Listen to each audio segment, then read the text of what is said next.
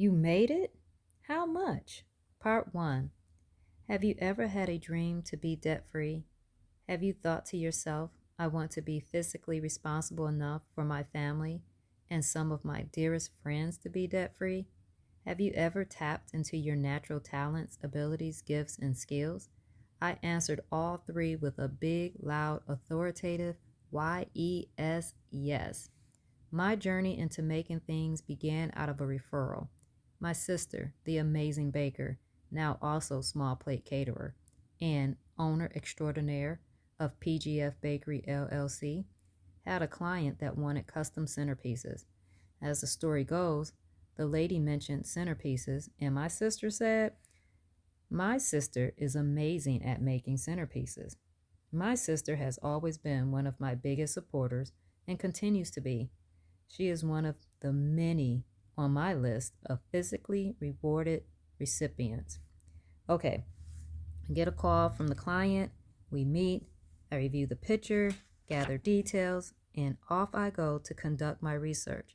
As I review the website of the company, I see that the client wants an item that has a patent pending, already trademarked product.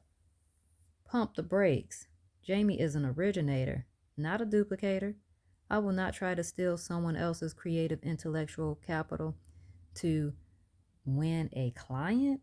So I put on my creative thinking cap and went shopping.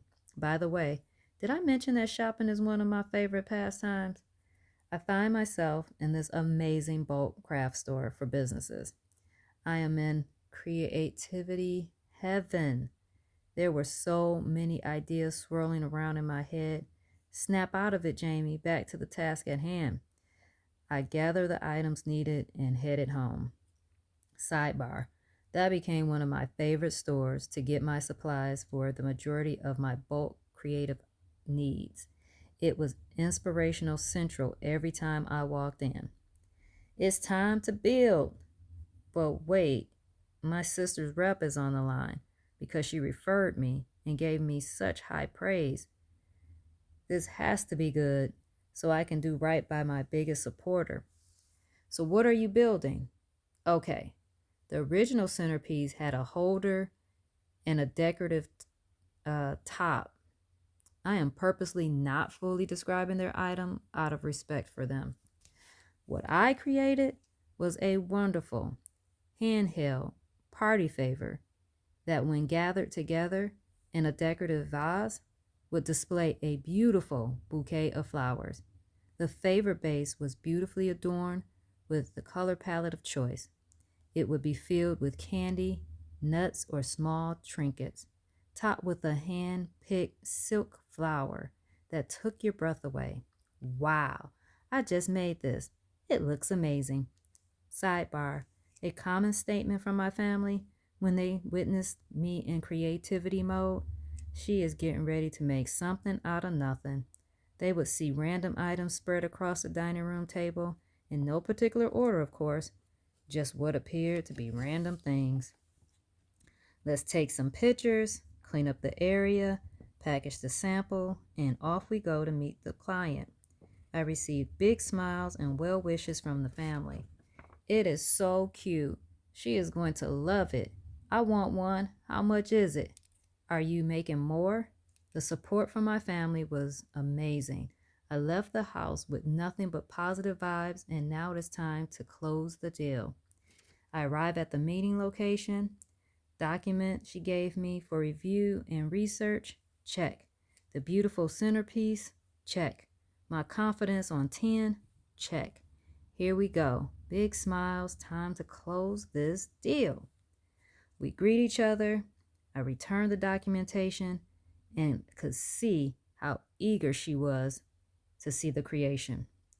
As I proceeded to take the centerpiece out of the box, her eyes got big, she smiled, but the words out of her mouth did not align. She stated, "That was not what I wanted. It is cute, but I wanted what was in the picture." I responded, "I understand that you wanted what was in the picture. That is a copyrighted item. I cannot buy the materials needed to build that centerpiece. Your event is in 2 weeks, and their website says it takes 6 to 10 weeks to build your order. She responded, Yes, I knew that, but I thought someone else could make it faster. I am glad I had some customer training experience from working at fast food and retail. I proceeded, My apologies. When we spoke during the consultation, I mentioned that I could create a centerpiece that could meet your needs, that I do not duplicate the work of others because that is unfair. I appreciate your time and the opportunity to present this option to you. She responded, Thanks, but I don't want that. I'll get something else. Well, that was fun. Not. She just took my creative masterpiece and crushed a budding entrepreneur. Is this how the majority of people are going to respond to others' talents, abilities, gifts, and skills? Does she really think she will find a replacement that will meet her desired results if it's not the company who created the original design? Guess what? After I said thank you, goodbye, and walked to my car, I thought to myself, she would not be a good client for me. If she wanted me to try to steal someone else's idea for a birthday party for a 5-year-old, it was not worth my trouble. Additionally, she had informed me of her budget for this request. I came in $15 less per centerpiece, and it still wasn't good enough for her. It would have been a nightmare situation with her if one little thing was out of line. On the drive home, I had plenty of time to think about what I could have done differently to convince her. This could have been the seed needed to build a family business. So much for that. Let's get in this house and make dinner for the family. Put your big girl pants on, get your face together, and walk in like it's no big deal. I walk in with the centerpiece in hand. Hey, how did it go? They responded. Are we about to get busy on building orders? Wow, my family felt the same way I did. The sale was a done deal when I left the house. I responded, There is no order. She declined the project. Their mouths dropped. I retold what happened, put the centerpiece down, and headed to the kitchen. I had to do something else besides thinking about that moment. The centerpiece sat on the dining room table for about a month. I looked at it every day when I left for work and when I came home. It was a reminder that I had created something out of what seemed to be random items into a beautiful work of art. It's birthday time for one of my employees. I wanted to get her something but wasn't sure what to give. As I left for work, I saw the centerpiece. I thought to myself, I will give this to my employee for her birthday.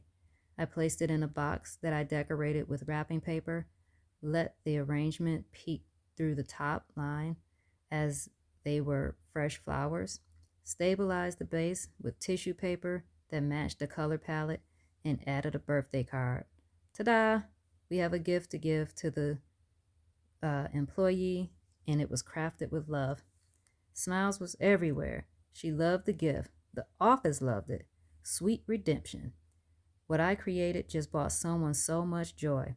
So much so, she kept it on her desk because the flowers would never die. I shared the news with the family, and they were excited. How much does it cost? Well, dang it.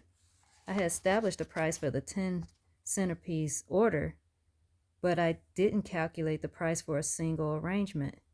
Man, my family just put me to work. It's time to do some math. As I'm doing the math, I get inspired to build more of these centerpieces that are now standalone purchases. I make a flyer with prices and an order form. I rent space at a craft store, and the family starts promoting the specialty item. Oh, the excitement. This is great. We are building a family business.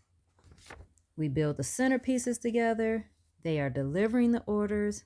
I'm doing more research on where to get more supplies at a lower cost. We are starting to make it happen. A sudden stop. Our small audience has purchased what they needed. I was already using my money to fund this endeavor. If there are no sales, we cannot buy more supplies. Oh, you're probably thinking about payroll stopping. There was no payroll. The pay was leftover candy or nuts that didn't go in the centerpieces. Time to shut down operations. It's fine though. I just got a promotion at work, and my schedule is crazy. I'm back in college and still raising three children.